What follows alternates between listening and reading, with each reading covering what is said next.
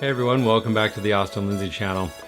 So one weekend I got the urge to build a V-flat, so I decided to run out to my local hardware store and see what they had there to build a V-flat as cheap and as easy as possible. This is kind of a tutorial and kind of a learning experience for me.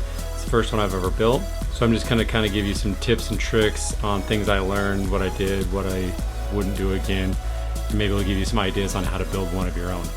So the first thing I did was try to find something that closely resembled foam core, and this foil lined poly board was what I went with. This is a 1/2 inch thick poly board, and I painted one side white and one side black. This one I went with, I'm not exactly sure how to pronounce the name, but to me it's a more kind of denser material. It's glued together better. It doesn't break apart as easy. There's this cheaper stuff here that it's really brittle. It falls apart. If you snag this stuff, you'll end up with like white little foam pieces all around. So definitely go with the higher end poly board. So my plan when making this was to build a 5-foot-ish by 2-foot V-flat. So I figured with this square footage I wouldn't need a lot of paint, so I ran over to the spray paint section rather than the canned paint section and picked up a can of black and a can of white spray paint. So I came home with all my supplies. I ended up cutting 3 feet off of the top of the board because it's a 4-foot by 8-foot poly board, and then I cut a line down the middle for the 2-foot sides. What I'd recommend doing when cutting poly board like this is scoring it a few times but not cutting all the way through, and then putting up on its end like a book and then making your final cut that way.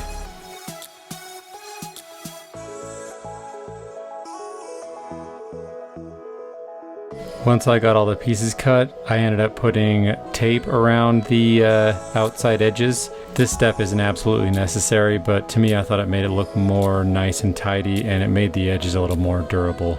I also only bought 1 roll of black duct tape because I knew I'd be painting the one side black, and then I just paint over the black duct tape with white paint. I then moved on to taping up the seam, but as you'll see here, it took me a couple of tries. I had to like recut it at one point and then try again. So then I googled it and figured out how to tape it up the correct way. So let me show you real quick how to do that. So what you want to do is take your light sides and put them together, or your dark sides, it doesn't matter which one you start with. I'm just going to use these 2 pieces of cardboard. What you'll do is find your clean edge, and you'll tape your seam on one side, so just fold it like it's a book and then tape that up. And then what you'll do is fold this back on itself right here, and then you'll see that you'll have a little bit of a kind of a round bubble here. And what you'll do then is put your other piece of tape, kind of center it over that, fold it back down on here. So then you have this kind of gap in the middle that the 2 pieces of tape tape to each other, but that's what allows your V-flat to fold both ways. After I got done taping up the seam, I moved on to the garage to spray paint it. And you'll see from this time lapse that I didn't even get one side done before I ran out of spray paint. So then I went back to Home Depot to search for some paint. The smallest size they sell in the matte finishes are the quart sizes, and thinking that would be overkill on paint for this project, I went with these sample sized jars of paint. The sample sized jars of paint don't come in matte.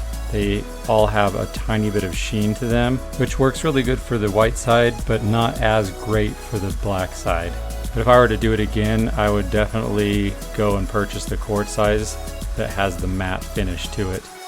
So for my takeaway for this thing, it's an awesome V-flat for around $20 or $25.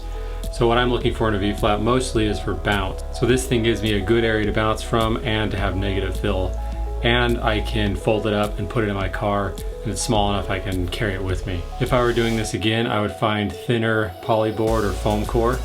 If I had a studio and I was making very large V-flats, then the 1/2 inch is good because you need that stability.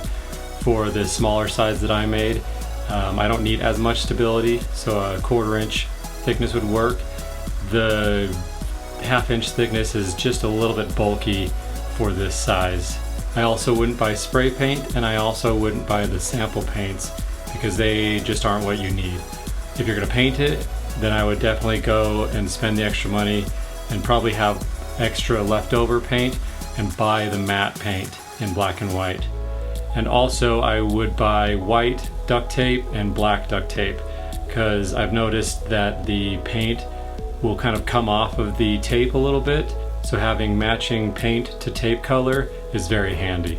Alright guys, hopefully that was entertaining or informative. Maybe consider sharing this with another photographer friend if they're interested in building a V-flat. If you guys have any questions, leave them in the comments field. I'll do my best to answer them, and thanks everyone for watching.